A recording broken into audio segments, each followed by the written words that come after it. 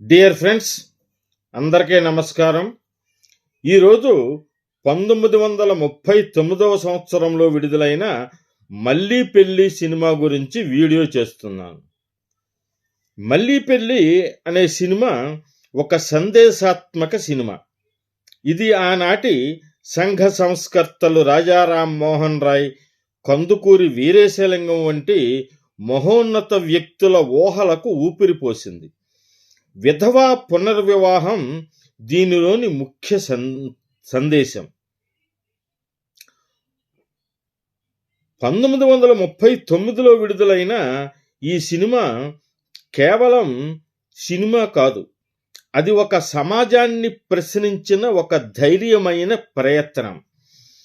భర్త చనిపోయాడు, అంతే, ఆమె జీవితం అక్కడితో ఆగిపోవాలా?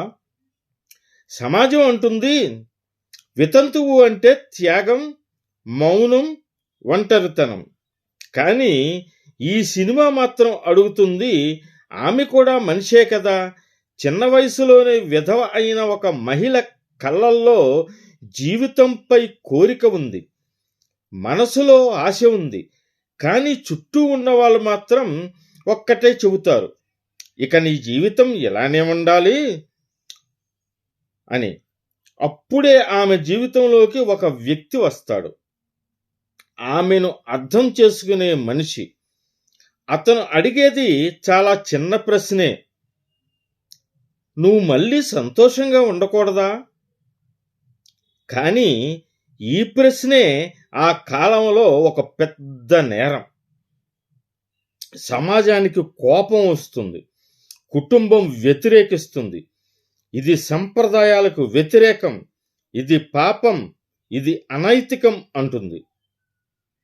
ఈ సందేశాత్మక చిత్రాన్ని నిర్మించింది వైవి రావు, దర్శకత్వం వహించింది కూడా వైవి రావే.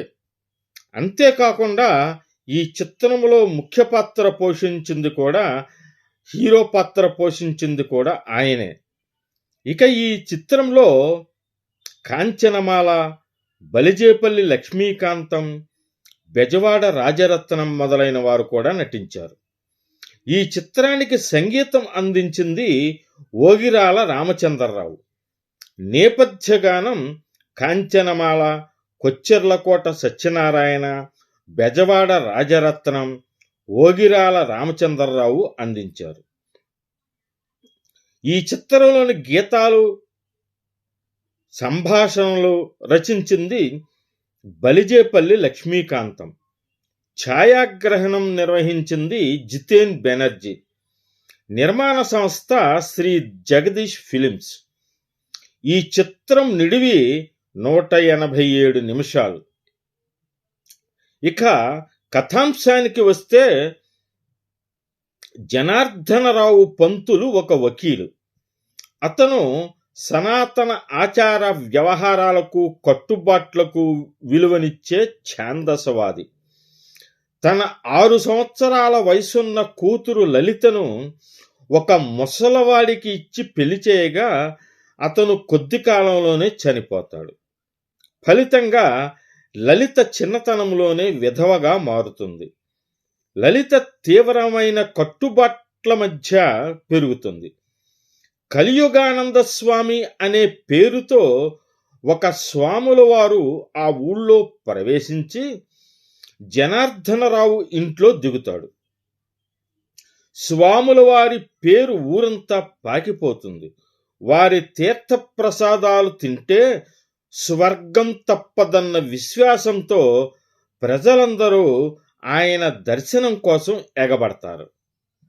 స్వాముల వారు జనార్దనరావును తన చేతిలో కీలుబొమ్మను చేసుకొని ఊళ్ళో అధికారం చెలాయిస్తూ ఉంటాడు. ఒకరోజు ఎవరో పిలవడానికి వచ్చి తెలియక లలిత ముఖాన కూడా బొట్టు పెడతారు. ఆ బొట్టు స్వాముల వారు చూసి కళ్ళెర్రజేసి మతానికి తీరని కళంకం జరిగిందని నానా ఆర్భాటం చేస్తాడు. ఇక అమ్మలక్కలందరూ నానా మాటలు అంటారు. లలితకు తీరని దుఃఖం కలుగుతుంది. ఆమెకు సుందరరావు అనే సంఘ సంస్కర్త పరిచయం అవుతాడు. అతడు ఆమెకు నచ్చజెప్పి ఒప్పించి ప్రాచీన కట్టుబాట్ల నుంచి విముక్తురాలను చేసి మళ్ళీ పెళ్లి చేసుకుంటాడు.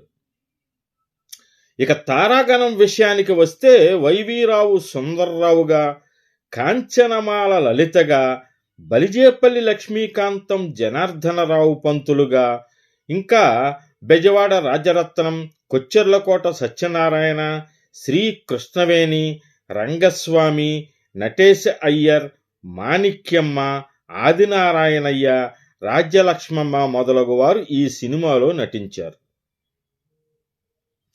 ఈ సినిమాలో పాటల కన్నా డైలాగుల కన్నా బలంగా మాట్లాడింది ఆలోచన. 1939లోనే వితంతువుకు రెండో జీవితం ఉంది అని చెప్పడం అంటే అది నిజంగా విప్లవమే.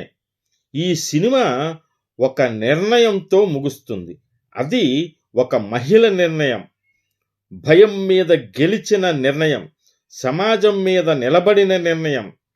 ఈరోజు మనం ఆధునికం అనుకునే ఆలోచనను 1939లోనే తెరపైన చూపించిన సినిమా ఇది. టెక్నాలజీ పాతదే కావచ్చు, కానీ సందేశం మాత్రం ఇప్పటికీ కొత్తదే. పాత సినిమాలు కేవలం వినోదం కోసం మాత్రమే కాదు, అవి చరిత్ర, అవి సమాజానికి అద్దం. మీకు ఈ వీడియో నచ్చినట్టయితే లైక్ చేయండి, షేర్ చేయండి, నా ఛానల్ను సబ్స్క్రైబ్ చేసుకోండి. మళ్ళీ ఇంకో పాత సినిమా కథతో మళ్ళీ కలుద్దాం. మీకు నా ధన్యవాదాలు.